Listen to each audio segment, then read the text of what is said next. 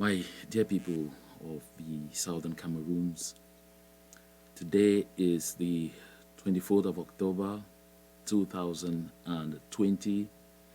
It is indeed a very sad day.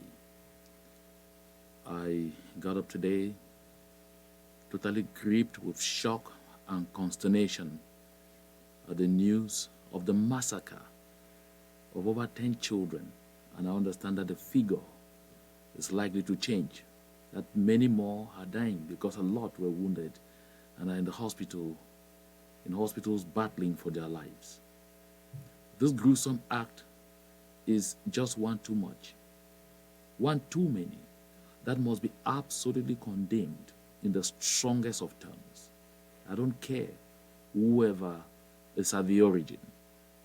My dear people, before I went to bed last night, I was planning to get up this morning and do a communication on a situation that was prevailing very seriously in Ngok and the Bui counties in the northern zone. And then when I got up this morning, I was overwhelmed with this one in Kumba. For the past 3 days, it's really not been easy on the people of Ngok and the Bui counties. In Ngok, it's very official. The divisional officer has been leading gendarmes, police, and soldiers to attack mission schools, Presbyterian and Catholic mission schools.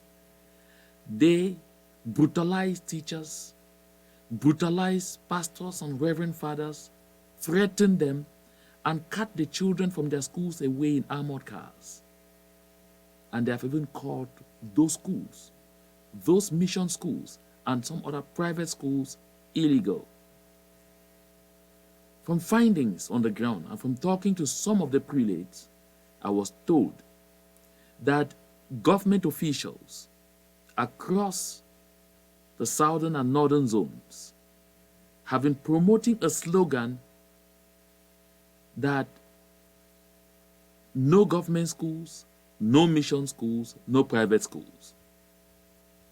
These same soldiers, I was told, have moved from door to door in Dop, Bamunka, in Kumba, and they cut children from their homes, threaten the parents, drag the children into their armored cars, drive them to government schools, and get them to sing the Cameroon national anthem at gunpoint. And then they are gathered to stay around the campus doing nothing until later on in the afternoon they take them back home, in cases where they actually do take them back home. And then they have dished out warnings to the families. A parent who spoke to me from the bush said when they came, they told him that if they find his children again going to mission schools, specifically Presbyterian School Bamunka, they will come back and deal with them. And that if he doesn't send the children to the government schools, they will kill him and they will detain his wife. And again went further to say, if ever upon returning to their compound, they find nobody at all, that means neither the father, the mother, nor the children, they will burn down the house. And this is happening with the blessings of the senior divisional officer from Ngok, Henderson Kweton Konge. Officer from Dop Central actually goes out to accompany the soldiers, the gendarmes, and the police on this evil mission. When I was beginning to get so worried, I got news also from Kumba. The soldiers have been going around and attacking community schools that are hosted sometimes in some homes in the various neighborhoods, and cutting out children to government schools and forcing them to sing the national anthem. My dear brothers and sisters of the Southern Cameroons, this is horrible. And so when I got up this morning and heard about the attack on the Mother Francisca International Bilingual School in Fiango Kumba, I asked myself, God, is this related to this kind of acts that I've been hearing or that I heard yesterday in Ngok and in Bui, in Manu as well? So I just tell myself, I hope that these soldiers have not decided to go that barbaric against mission and private schools. It would be horrible, very horrible, that such a thing happens. Because if I must infer from these incidents I've just mentioned, it gives me fright to imagine that these government officials can go as far as taking the lives of children just because they want to force the parents to send them to government schools. Truth be told, the parents have decided not to send their children to government schools because a lot of the teachers in those schools, and this has been a complaint since 2016, when this phase of the struggle of the people of the Southern Cameroons for independence started, that a lot of the teachers that are sent are French-speaking teachers with no knowledge of the English language who teach the children in a language that is in between French, English, and their local vernaculars. So they end up on teaching the children. And even the syllabuses that are being used really are syllabuses of dependency.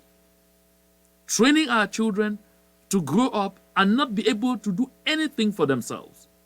So the parents, this 2020-2021 academic year, felt that it made sense to send their children just to the mission and private schools, where at least they have that conviction that their children will be taught in some sane language that they would understand.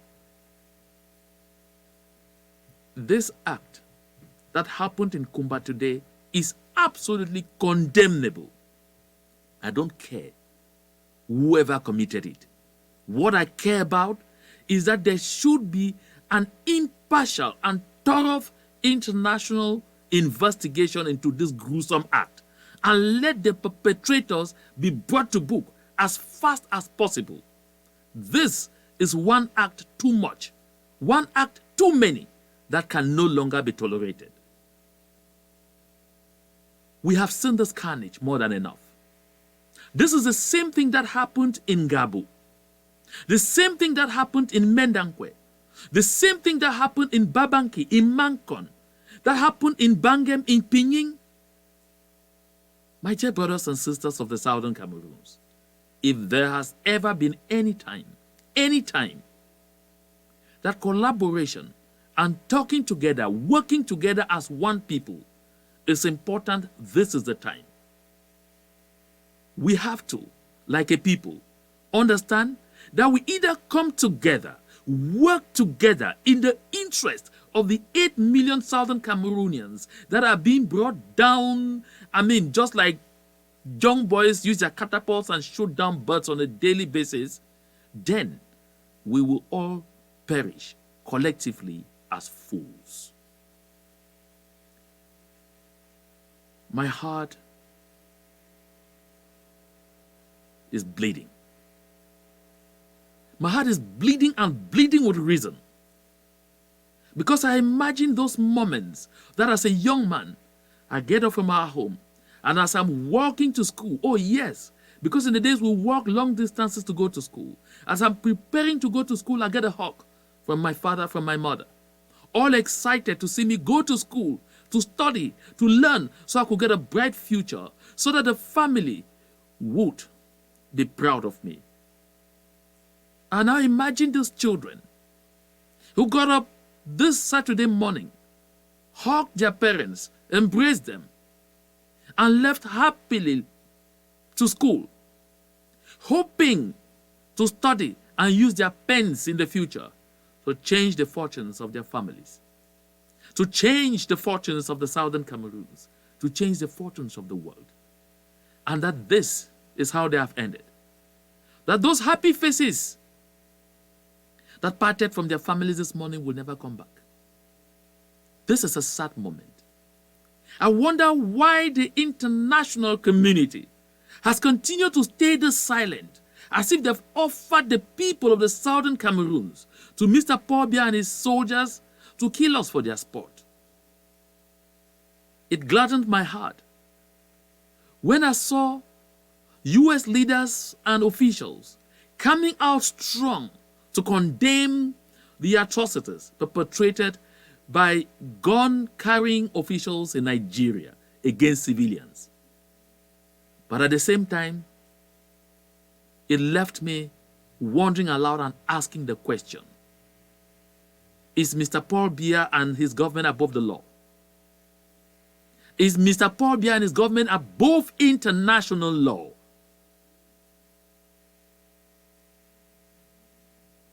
The situation in the southern Cameroons, with almost 20,000 or more people killed this far, and no one is saying anything, is mind-boggling.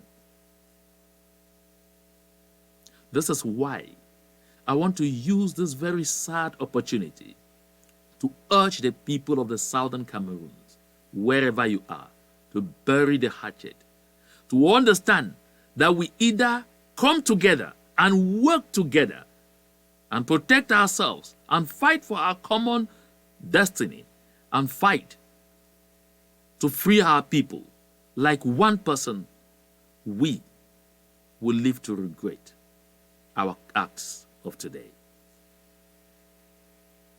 This is a sad moment, a very sad moment, a time to touch the consciences of all of those people from southern Cameroons who are enabling these acts by Mr. Paul Biya and his soldiers on a daily basis.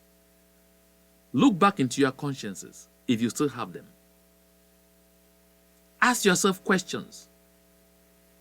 What role history will attribute to you in what is happening? History will ask questions.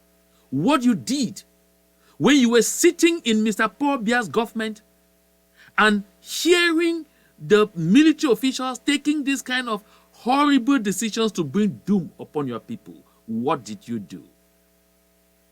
The Bible tells me that Queen Esther found herself in the palace of King Xerxes, and she had the opportunity to either succeed in rescuing Mordecai and her people or being killed.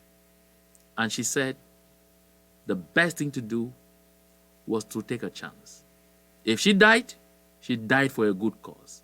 If she succeeded, then her people would be rescued. History, even scripture today, holds Queen Esther in very high esteem. My dear brothers and sisters of the southern Cameroons, wherever you are, whatever you are thinking, this sad moment, like it happened in Shakespeare's Romeo and Juliet, should bring us all together, like it brought together the Capulets and the Montagues families in that tragic story.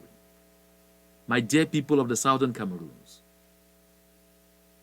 the voice of God is calling today. Harden not your heart. Let us continue to pray. But most especially, let us continue to work hard, to be compassionate, to understand the difficulties our people are going through on the ground, on the territory of the once independent state of southern Cameroons on a daily basis. This is the time to act. Act now, not tomorrow. To God be the glory.